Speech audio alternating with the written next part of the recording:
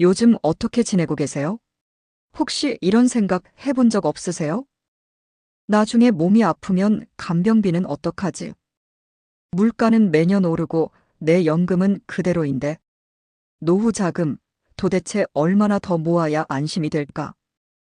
잠 못 이루게 하는 이 걱정들 사실 우리 세대라면 누구나 한 번씩은 해봤을 겁니다. 열심히 살아왔는데 왜 이렇게 미래가 불안한 걸까요? 젊을 때는 아이들 키우느라, 중년에는 집 장만하느라, 이제 좀 숨 돌리려 하면 이번엔 노후 걱정이 찾아옵니다. 쉬지 않고 달려왔는데 결승선이 보이질 않는 느낌이랄까요? 그런데 세계 최고의 부호이자 테슬라와 스페이스X, 인공지능 AI와 뇌 컴퓨터 인터페이스 분야에서 혁신적인 행보를 이어가고 있는 기업가 일론 머스크가 아주 놀라운 말을 했습니다. 앞으로는 노후를 위해 돈을 악착같이 모으는 게 아무 의미가 없다. 심지어 돈 모으는 건 미친 짓이라는 말까지 했습니다. 이게 대체 무슨 소리일까요? 세상에서 가장 많은 돈을 가진 사람이 돈을 모으지 말라고 합니다. 재테크 전문가가 한 말도 아니고 철학자가 한 말도 아닙니다. 현재 지구상에서 가장 빠르게 미래를 만들어가고 있는 사람이 한 말입니다. 그러니 한 번쯤은 진지하게 들어볼 만하지 않을까요? 올해가 2026년이죠.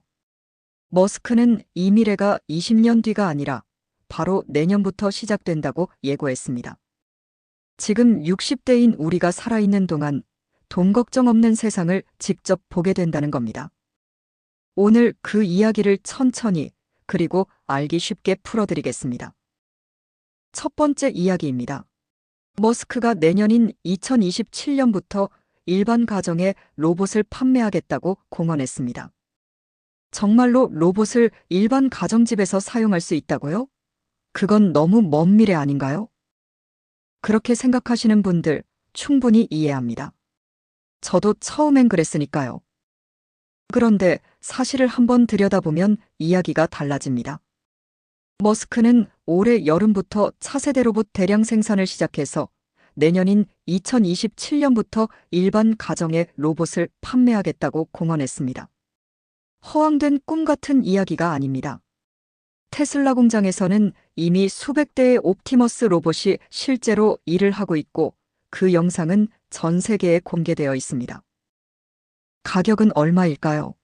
로봇 한 대 가격이 2만에서 3만 달러, 약 3천만 원대까지 떨어질 거랍니다. 소나타 한 대 값이라고 생각하시면 됩니다. 자, 이게 왜 중요한 걸까요? 지금 전문 간병인을 24시간 고용하려면 한 달에 400만 원에서 500만 원은 그냥 나갑니다. 1년이면 5천만 원이 넘는 돈이죠. 그런데 로봇은 한 번 사두면 추가 인건비 없이 24시간 곁에서 돌봐줍니다. 밥도 차려주고 약도 챙겨주고 넘어지지 않게 부축도 해줍니다. 피곤하다고 투정하지 않고 명절이라고 쉬지도 않습니다. 지금 60대인 우리가 70대, 80대가 됐을 때 요양원이 아니라 우리 집에서 익숙한 내 공간에서 로봇의 도움을 받으며 품위 있게 살 수 있다는 이야기입니다. 에이, 그래도 그게 언제 얘기야? 내가 죽고 나면 무슨 소용이야? 하시는 분들 계시죠? 잠깐 여기서 중요한 숫자 하나를 기억해 주세요. 스마트폰이 처음 세상에 나온 게 2007년입니다. 딱 15년 만에 지금 우리 손에는 도서관보다 많은 정보를 담은 기계가 들려 있습니다. 어르신들도 스마트폰으로 유튜브 보시고 카카오톡하고 음식 주문도 하시죠? 그게 불과 15년 안에 일어난 일입니다. 그런데 지금의 기술 발전 속도는 그때보다 10배는 더 빠릅니다.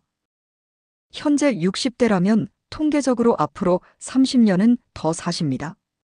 30년이라는 시간 안에 로봇이 우리 세상을 얼마나 바꿀 수 있을지 이제 상상이 좀 되시나요? 두 번째 이야기입니다. 로봇 보급이 확산되고 상용화되면 왜 물가가 10분의 1로 떨어지는가에 대한 이야기입니다. 자, 이제 조금 더 핵심으로 들어가 봅니다. 로봇이 우리 생활 속에서 상용화된다면 왜 우리 지갑이 두툼해진다는 걸까요? 짜장면 한 그릇으로 설명해 드리겠습니다. 지금 짜장면이 10,000원이라고 해봅시다. 그 10,000원 안에 뭐가 들어있을까요? 밀가루, 돼지고기, 양파 그리고 기타 부재료들. 당연히 재료비가 들어있겠죠.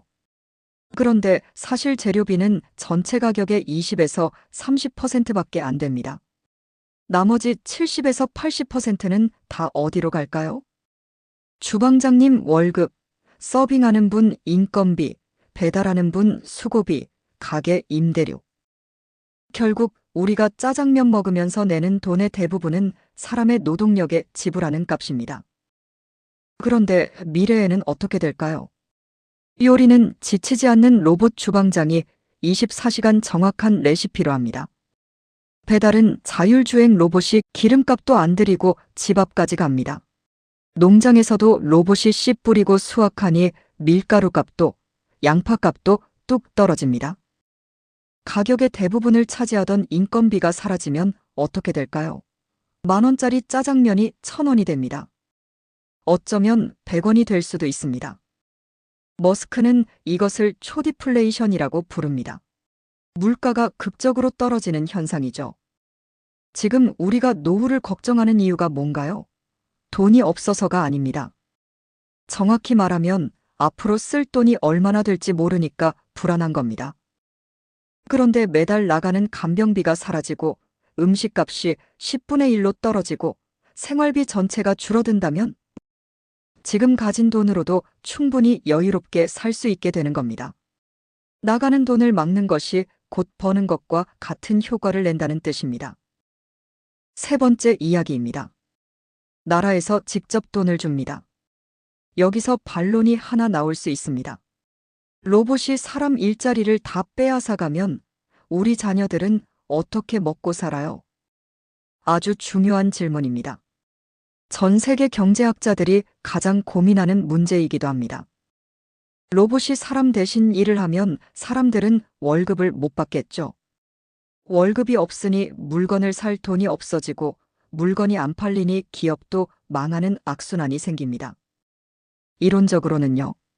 그래서 등장하는 개념이 바로 로봇세입니다. 생각해보세요.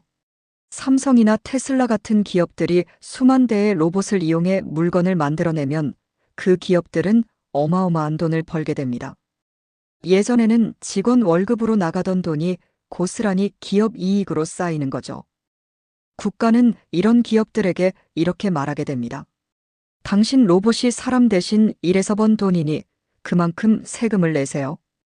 그리고 걷어들인 그 세금을 전 국민에게 고르게 나눠주는 겁니다. 이게 바로 로봇 배당금입니다. 머스크는 이것을 보편적 고소득이라고 부릅니다. 기초연금 30만 원 수준이 아닙니다. 진짜 여유로운 생활이 가능한 수준의 돈이 매달 통장에 꽂히는 시대가 온다는 이야기입니다. 일을 안 해도 나이가 많아도 몸이 불편해도 상관없습니다. 지금 우리가 꿈꾸는 노후가 바로 이런 것 아닌가요? 누군가 눈치 안 봐도 되고 내 몸 하나 건사할 수 있고 가고 싶은 데 가고 먹고 싶은 거 먹는 삶. 그게 로봇과 세금 제도가 결합하면 충분히 가능해진다고 머스크는 말합니다. 네 번째 이야기입니다. 우리 집 로봇이 밖에서 돈을 벌어옵니다. 자, 이제 마지막으로 가장 흥미로운 이야기를 해드릴게요. 앞서 말씀드린 내용들은 사실 우리가 직접 뭔가를 하지 않아도 이루어지는 변화들입니다. 물가가 떨어지는 것도 배당금이 오는 것도 정부와 기업들이 만들어가는 구조의 문제니까요. 그런데 여기에 하나를 더 얹을 수 있습니다. 내 로봇을 직접 일터에 파견하는 겁니다. 내가 집에서 쉬고 있는 동안 우리 집 로봇을 인근 물류창고나 공장에 임대해주는 겁니다. 로봇은 밤새 일하고 다음 날 아침 수입을 가져옵니다. 마치 예전에 부동산을 사서 세를 놓아 임대 수입을 올리던 것처럼 앞으로는 로봇을 사서 일을 시켜 수입을 올리는 시대가 오는 겁니다. 내가 손주랑 놀고 있는 동안 우리 집 로봇이 밖에서 돈을 벌어오는 세상. 내가 좋아하는 드라마 보는 동안 내 로봇이 야간 배달을 하는 세상. 말 그대로 나 대신 돈 벌어오는 효자 대리인이 생기는 셈입니다. 물론 지금 당장 이게 가능하지는 않습니다.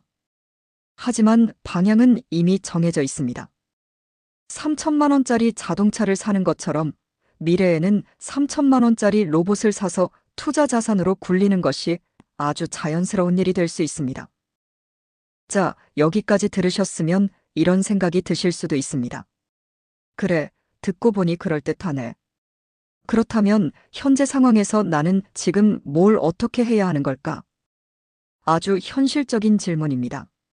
솔직히 말씀드리겠습니다. 오늘 당장 뭔가를 하셔야 한다는 이야기가 아닙니다.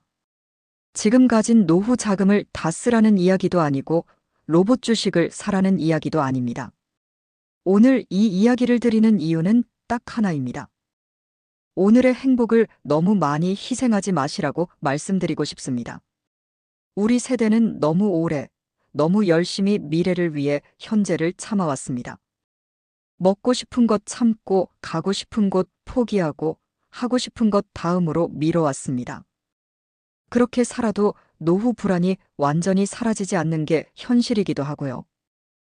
그런데 세상이 지금 방금 우리가 들은 것처럼 바뀌고 있다면 지금 통장 잔고를 10만 원, 20만 원 더 늘리기 위해 오늘을 희생하는 것이 과연 최선일까요?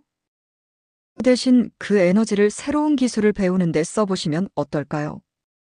스마트폰 더 잘 쓰는 방법, 유튜브 채널 하나 운영해보는 것, AI와 대화하는 방법 말이죠. 이런 것들이 처음엔 낯설어도 배워두면 변화하는 세상 속에서 훨씬 더 풍요롭게 살 수 있게 됩니다. 그리고 무엇보다 진짜 좋아하는 일이 무엇인지 찾아보세요. 내가 언제 가장 활짝 웃는지, 무엇을 할 때 시간 가는 줄 모르는지. 그것을 지금부터 찾아보시고 나의 행복을 위해 하나씩 해나가시면 어떨까요? 로봇이 설거지는 해줄 수 있어도 사랑하는 손주와 눈을 맞추며 웃는 그 찰나의 기쁨까지 대신해줄 수는 없습니다. 로봇이 맛있는 전복죽은 끓여낼 수 있어도 내가 직접 책을 읽고 악기를 배우며 느끼는 그 행복감과 짜릿한 성취감은 가져다 주지 못합니다. 로봇이 아무리 똑똑해져도 내 인생에서 진짜 빛나는 순간들은 여전히 내가 직접 만들어야 합니다. 기술이 발전할수록 오히려 사람만이 누릴 수 있는 고유한 가치는 더 빛이 납니다. 급변하는 세상 속에서 우리에게 가장 필요한 지혜는 유연한 마음입니다. 에이, 기계가 뭘 하겠어 하고 밀어내기보다 허허, 이 녀석 참 기특하네 하고 변화를 즐길 준비를 해보는 것이죠. 여러분, 지금 이 순간에도 세상은 바뀌고 있습니다. 그 변화의 물결이 우리를 위협하는 것이 아니라 오히려 우리 삶을 더 풍요롭게 만들어줄 가능성이 있다면 그건 아주 오랜만에 찾아온 좋은 소식 아닐까요? 펼쳐질 미래는 생각보다 훨씬 찬란할 것입니다. 여러분의 인생 후반전, 그 미래 속에서 흥미진진하고 찬란한 미래를 마음껏 즐기실 여러분을 진심으로 응원하겠습니다. 오늘 영상이 도움이 되셨다면 노후 걱정으로 잠 못 이루는 친구분들께 꼭 공유해주세요. 그리고 3년 뒤 우리 집에 로봇 간병인이 온다면 여러분은 가장 먼저 무엇을 시키고 싶으신가요? 나는 여행을 가고 싶다. 나는 악기를 배우겠다. 여러분의 설레는 계획을 댓글로 남겨주세요. 댓글로 남겨주시면 제가 하나하나 읽어보겠습니다. 감사합니다.